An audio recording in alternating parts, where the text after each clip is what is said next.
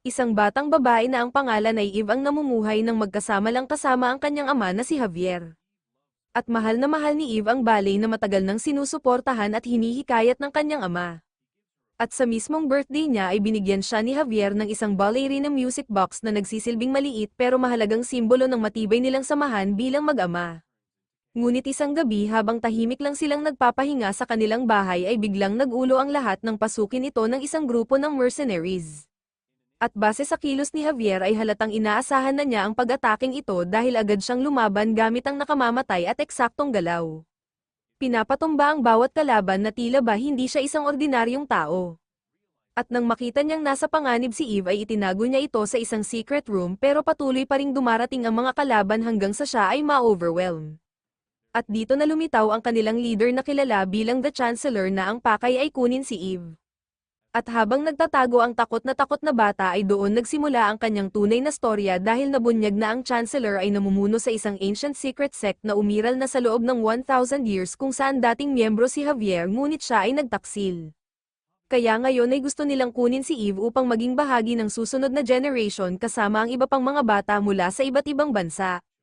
At bilang isang malupit na alok ay binigyan ng Chancellor si Javier ng pistol na may iisang bala lamang upang tabyusin ang sarili niya. Pero nang marinig ni Javier na tinatawag siya ni Eve ay nagkaroon siya ng pagkakataong lumaban muli at nakapatay ng ilang kalaban bago tuluyang mawala ang Chancellor sa dilim ng gabi. At sa gitna ng kaguluhan ay napansin ni Eve ang isang X-shaped scar sa isa sa mga sundalo bago pinaandar ni Javier ang isang explosive device at buhat-buhat si Eve palabas ng bahay. At kahit sugatan na siya mula sa tama ng bala ay hindi siya tumigil hanggang masiguradong ligtas ang anak niya. Ngunit ilang segundo lang ang lumipas ay sumabog at nasunog ang buong bahay at sa huling hininga niya ay sinabi ni Javier kay Eve na alagaan ang sarili niya. At matapos maiwang mag-isa ay isinumbong ni Eve ang lahat sa pulis ngunit maya-maya ay may dumating na hindi niya inaasahan na si Winston. Ang manager ng Continental Hotel, na siyang nagdala sa ulilang bata sa isang lugar na tinatawag na Roscar Roma na isang training ground para sa mga assassins. Kung saan iniwan si Eve sa pangangalaga ng isang babae na kilala lamang bilang the director na siyang magpapalaki at huhubog sa kanya upang maging isang hindi mapipigilan na mandirigma. At makalipas ang 12 years ay hindi na ang dating marupok na bata si Eve dahil isa na siyang disiplinadong ballerina na sinanay mismo sa ilalim ng mahigpit na pagbabantay ng the director. At sa Roscar Roma ay tinuturuan ang bawat babaeng recruit ng parehong elegance ng sayaw at precision ng pagpatay dahil dito ang ballet ay hindi lang art kundi balanse at kontrol ng katawan at isip sa mundong puno ng karahasan.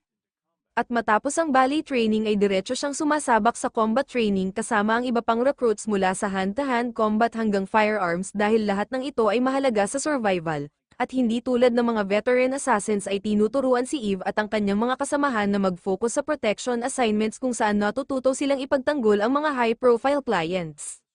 Sa pagdaan ng maraming taon ng matinding training at puro sakit ay unti-unting nahubog si Eve bilang isang kakaibang mandirigma. At pagdating ng kanyang 12-year training ay kinilala siya bilang pinakamahusay sa kanilang klase. Kinatatakutan at hinahangaan ng lahat. Pero bago niya tuluyang makuha ang pwesto niya ay kailangan muna niyang ipasa ang huling pagsubok kung saan ang target ay isa sa kanyang senior na nagtaksil sa organization. At walang pag-aalinlangan ay pinaputok ni Eve ang baril at doon tuluyang nakumpleto ang kanyang pagbabago bilang isang ganap na assassin. At matapos iyon habang mag-isa siya ay bumalik sa isip niya ang mga alaala ng kanyang ama hanggang sa dumating ang kilalang-kilala na si John Wick na humingi ng proteksyon sa Roscar Roma dahil hinahabol siya ng mga assassin mula sa iba't ibang panig ng mundo. At matapos ang kanyang pakay ay nakita ni Eve ang lalaking nasa likod ng alamat na matagal na niyang naririnig sa mga bulungan ng mga recruits bilang isang taong sumuwi sa imposible. At para kay Eve ay hindi lang siya isang legend pero sa halip na talikuran ang mundong ito gaya ng payo noon ay pinili ni Eve ang sarili niyang landas at tinanggap ang kanyang unang mission bilang protector ng isang mayamang Asian heiress na si Ares laban sa isang rival organization. At puno ng kumpiyansa at tapang ay agad siyang sumabak sa aksyon ngunit ilang sandali lang ay naging deadly ang mission nang tambangan sila ng isang grupo ng kalaban. Pero hindi nagdalawang isip si Eve dahil humandar ang kanyang training kung saan bawat galaw ay eksakto at bawat putok ay sinadya hanggang sa mapabagsak niya ang lahat ng attackers sa loob lamang ng ilang segundo. At dahil sa flawless niyang unang mission ay nakuha niya ang official Roscar Roma tattoo na nagsisilbing permanenteng marka ng kanyang pagiging miyembro at simbolo ng kung ano na siya ngayon. At mula noon ay lalong dumilim ang kanyang mga assignment na unti-unting naglayo sa kanya sa dating pagkatao at ginawang isang ruthless professional na hindi na nagtatanong tungkol sa morality o awa. Pero isang gabi pa uwi siya ay bigla siyang inatake ng isa pang assassin na inutusan para patayin siya at sa mabilis at brutal na laban ay agad niya itong napatumba. At habang tinitingnan niya ang katawan ng kalaban ay nakita niya ang isang X-shaped scar sa braso nito na kaparehong marka ng mga mercenaries na pumatay sa kanyang ama noon. At dahil dito ay galit na galit siyang hinarap ang The Director at hiniling ang buong katotohanan kung saan nalaman niyang matagal nang alam ng The Director ang tungkol sa Ancient Sect pero pinili nitong manahimik para maiwasan ang digmaan at binalaan si Eve na bitawan na ang nakaraan. Pero hindi si Eve ang tipo na basta sumusunod sa utos kaya pakiramdam niya ay ipinagkanulo siya at lumapit siya kay Winston ng manager ng Continental na mahinahong tinanggap siya, at bilang kapalit ay ibinigay niya ang isang gold coin at humingi ng impormasyon tungkol sa sect kung saan pumayag si Winston pero may babala na ang hinahabol niya ay hindi ordinaryong kulto kundi isang 1,000-year-old brotherhood ng kaguluhan na kilala sa sobrang kalupitan at kawalan ng pagkatao. Noong matagal na panahon pa ay nagkaroon ng isang marupok na kasunduan ang Ancient Sect sa High Table, sa Roscoroma, at sa Continental, at ang pagsira sa kapayapaang iyon ay maaaring magpasiklab muli ng digmaan na minsang lumamon sa buong underground world. Pero kahit alam ni Eve ang panganib ay buo na ang loob niya kaya nakipag-ugnayan si Winston sa High Table Central Operator at natunton nila ang isa sa mga miyembro ng sect na si Pine na kasalukuyang nananatili sa Continental Branch sa Prague. At walang pag-aalinlangan ay bumiyahe si Eve papunta roon sa mismong gabing iyon kung saan ang Continental ay puno ng mga delikadong bisita na pawang mga professional killer na sumusunod sa iisang tahimik na rules. At kabilang dito ang isang assassin na si Lena na may parehong target.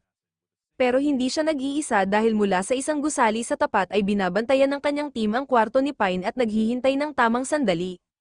Habang si Eve naman ay nag-check-in sa kwarto na katabi mismo ng kay Pine at agad siyang kumilos sa pamamagitan ng paglakad sa makitid na window ledge para makapasok sa suite nito nang hindi napapansin.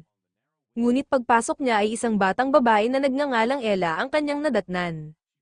At bago pa siya makakilos ay lumitaw si Pine sa likuran niya na may hawak na baril. At dito niya nalaman na ang bata ay anak ni Pine na kanyang itinatago habang desperado siyang tumatakas mula sa sect na minsang kumontrol sa kanyang buhay. At ang tagpong iyon ay eksaktong bumalik sa alaala ni Eve kung paano ipinaglaban ng kanyang ama ang kaligtasan niya laban sa parehong uri ng mga halimaw. Kaya habang nakikinig siya sa kwento ni Pine ay naguguluhan ang kanyang damdamin dahil pumunta siya roon para pumatay pero ang lahat ay sobrang pamilyar at masakit. Samantala ay nakatanggap ng balita si Lena mula sa lookout team na nasa loob na ng kwarto si Eve at inakala niya itong pagtataksil kaya dinubol niya ang bounty sa ulo ni Pine na agad ginawang gutom ng mga mandaragit ang lahat ng assassin sa paligid. At ilang sandali lang ay sumabog ang tensyon sa isang matinding putukan sa loob ng kwarto kung saan nagliparan ang mga bala sa pader at mga gamit habang pinili ni Eve na kumampi kay Pine at magkasama nilang nilabanan ang mga umaatake para makabili ng oras at makatakas ang ama at ang kanyang anak. At habang pababa sila sa elevator ay nakiusap si Pine kay Eve na protektahan si Ella kapalit ng lahat ng impormasyong alam niya tungkol sa sect. Ngunit bago pa sila makarating sa ground floor ay biglang lumitaw ang isa pang assassin at binaril si Pine. Kasunod nito ay tinamaan si Eve mula sa likuran at nawalan ng malay habang si Ella ay nabihag at dinala diretso sa Chancellor. At dahil sa kaguluhan ay nakialam ang mga manager ng Continental at ayon sa batas ng High Table na mahigpit na nagbabawal ng karahasan sa loob ng hotel ay dinala sina Eve at ang dalawang assassin sa harap ng Hotel Council para hatulan, at dahil walang napatay si Eve sa loob ng premises ay pinatawad siya habang ang dalawa ay agad na pinatay. At matapos ang lahat ay hindi nagpahinga si Eve bagkus ay nagtungo siya sa isang pamilyar na weapons shop na kilalang madalas puntahan mismo ni John Wick. Gamit ang kanyang gold coin ay nagsimula si Eve na pumili ng mga specialized firearms para sa susunod niyang mission. Ngunit bago pa man siya matapos ay biglang bumukas ang pinto dahil natunton na siya ng mga mercenaries mula sa sect.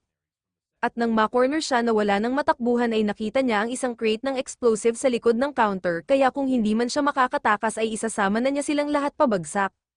At ilang segundo lang ang lumipas ay sumabog ang buong gusali sa isang napakalakas na explosion.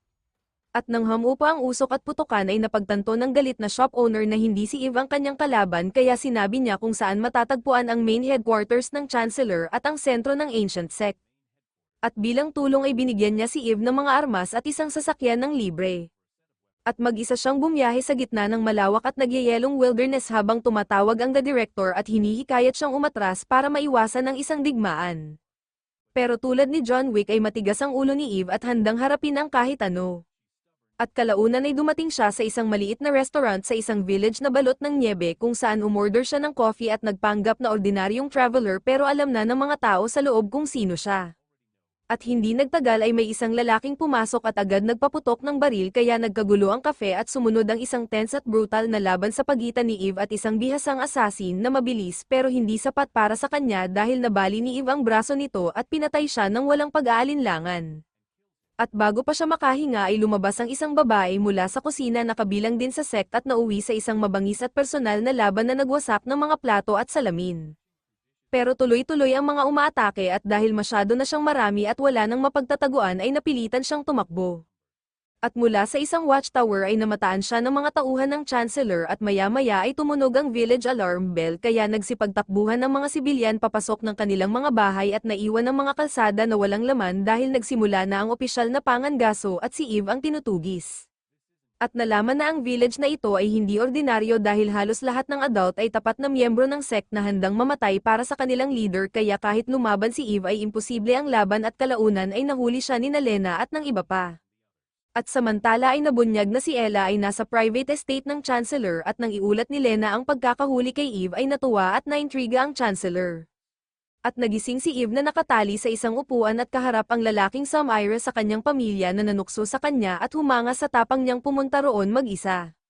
Pero nanaig ang galit ni Eve at inakusahan niya ang Chancellor sa pagpatay sa kanyang ama 12 years ago, at saglit na natahimik ang Chancellor bago niya naalala na siya ang anak ni Javier na itinuring niyang traidor, at dito niya ibinunyag ang isang nakakagulat na katotohanan na si Lena ay kapatid ni Eve na kinuha mula sa kanilang ama noon at pinalaki niya mismo. At bago pa man nila lubos na maunawaan ang revelasyon ay biglang umalingaw-ngaw ang putukan sa buong gusali. Matapos makawala si Eve ay pinatay niya ang mga bantay at matagumpay na nakatakas. At kahit binalaan na siya ng Chancellor ay hinabol pa rin siya ni Lena sa gitna ng niebe hanggang sa pumasok sila sa isang malapit na bahay kung saan sa wakas ay nagharap silang dalawa hindi bilang magkaaway kundi bilang magkapatid. At doon isiniwalat ni Lena ang buong katotohanan tungkol sa kanilang pamilya kung paano sinira ng pagtataksil ng kanilang ama ang buhay ng kanilang ina at kung paanong ang desperadong pagtatangka nitong bigyan sila ng normal na buhay ang tuluyang nagwasak sa kanilang lahat.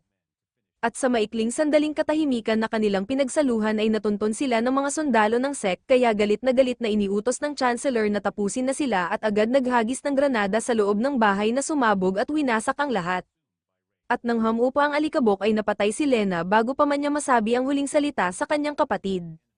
At tuluyang naiwan si Eve na mag-isa at nilamon ng galit kaya kinuha niya ang isang katana na nakita niya at sumugod palabas habang isa-isang pinapatumba ang mga kalaban na hindi siya kayang pigilan. At nang malaman ng Chancellor na buhay pa si Eve at mas mapanganib kaysa inaasahan ay kinontak niya ang The Director at sinisi ito sa kaguluhang dulot ng kanyang trainee kaya upang maiwasan ng isang digmaan ay nangako ang The Director na siya na mismo ang aayos ng lahat at naglabas siya ng isang utos na walang inaasahan ng sinuman dahil ipinadala niya si John Wick. At nang marinig ng Chancellor ang pangalan ay agad niyang iniutos na umatras ang lahat dahil paparating na ang babayaga. At sa gitna ng guho ng isang halos wasak na gusali ay muling nagtagpo sina Eve at John Wick kung saan binigyan siya ni John ng huling pagkakataon na talikuran ng buhay na ito ngunit matapos ang 12 years ng sakit ay tumanggi si Eve at sumiklab ang isang mabangis at walang tigil na laban kung saan nanaig ang karanasan ni John at paulit-ulit na napabagsak si Eve. Pero may isang bagay sa determinasyon niya na pumihil kay John dahil nakita niya ang sarili niya rito kaya imbes na patayin siya ay nakipagkasundo siya na hahayaang tapusin ni Eve ang kanyang paghihiganti ngunit kapag nabigo siya bago mag-midnight ay siya mismo ang tatapos sa lahat. At mula roon ay sinimulan ni Eve ang kanyang huling paglalagim kung saan isa-isa niyang tinugis at pinatay ang mga bantay sa buong compound. At sa loob ng isang weapon storage ay nakakuha siya ng flamethrower na ginamit niya upang sunugin ang buong grupo ng mga assassin sa isang iglap. Pero hindi nagtagal ay hinarap niya ang pinaka-pinagkakatiwalaang enforcer ng Chancellor na may kaparehong armas at naganap ang isang nagliliyab na duel na nagpailaw sa mga tunnel na parang impyerno. At sa huli ay muntik na siyang mamatay pero nakatakas si Eve sa pamamagitan ng pagtalon sa isang basag na bintana at hindi pa rin siya tumigil dahil tinugis niya ang natitirang mga sundalo sa mga kalsada at sinunog silang lahat hanggang abo na lang ang natira, at nang mapagtanto ng Chancellor na halos ubos na ang kanyang hukbo ay nagpasya siyang tumakas at isinama niya si Ella. Ngunit kalaunan ay naubos din ang apoy ng flamethrower ni Eve at nang lumitaw ang lieutenant ng Chancellor ay napilitan siyang mag-improvise kaya nang makita niya ang isang water hose ay agad niya itong kinuha at hinarap ang kalaban ng harapan kung saan nagsalpukan ng apoy at tubig sa isang matinding laban. Pero nanaig pa rin ang apoy at tumilapon si Eve habang unti-unting ibigay ang kanyang depensa at papalapit na ang lieutenant para sa huling tira. Ngunit sa mismong sandaling akala niya ay tapos na ang lahat ay isang putok ng baril ang umalingawngaw at sumabog ang sandata ng lieutenant sa sariling kamay nito dahil tahimik nang nakialam si John Wick.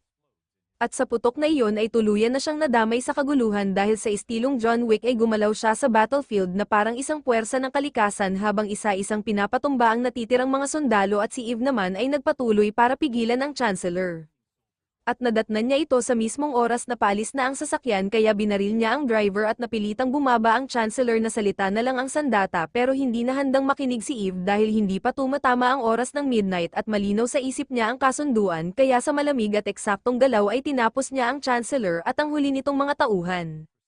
At matapos linisin ni John Wick ang paligid ay pinili niyang huwag tapusin ang kontrata at hinayaan niyang makalaya sina Eve at Ella. At nang mag-report siya sa The Director ay sinabi lang niya na patay na ang Chancellor at ang kanyang mga tagasunod kaya nanahimik na lamang ang The Director. At makalipas ang 2 days ay pansamantalang bumalik ang katahimikan nang muling magkasama si Ella at ang kanyang ama na si Pine na himalang nakaligtas na may minor wounds lang.